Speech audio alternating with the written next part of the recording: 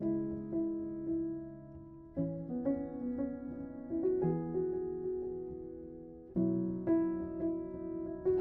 Roger Dorff, class of 1970. Hi, I'm Marissa Fayer, the CEO of Her Health EQ. My name is Sumendra Basu, and I wanted to say a few words about my good friend, Ted DeWinter. I have had many fond memories of time spent with Ted during my visits on campus. Because of Professor DeWinter, there's hundreds of thousands of women around the world that have access to better health care. Our offices were close to each other, and I would occasionally venture over to Ted's office to shoot the breeze.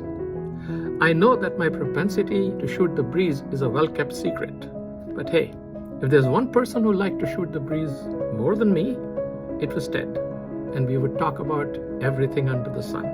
Hearing about his fly fishing exploits, but more importantly about special projects he was working on, special students.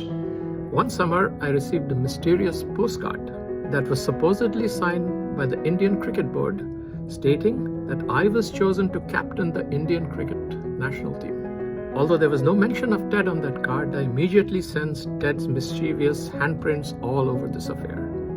So I sent a card back to him, informing him that since I was chosen to captain the Indian national team, I was no longer available to ordinary people.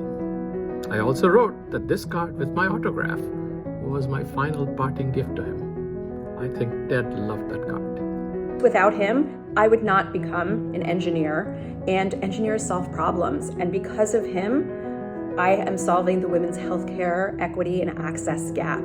And there's so many, hundreds of thousands of women that should be thankful for the legacy that he's created. As you can probably realize by now, Ted was much more than a colleague to me. I remember clearly when I visited Ted and Stormy in their house in New Hampshire with my family. Ted drove around on his tractor with my young son on his lap.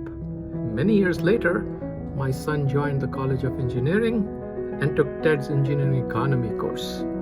After learning that I'm making this video, I called my son, who said he remembers Ted's class, but not the tractor ride. Ted will be most remembered forever by those special students that he worked with for over the years. Rest in peace, great professor and dear friend Ted. The last time I saw Ted was on a Zoom call. I remember him still being sharp with his sense of humor intact. I'm convinced even now he's sending mischievous postcards to the inhabitants of his current place of residence. I miss you, Ted.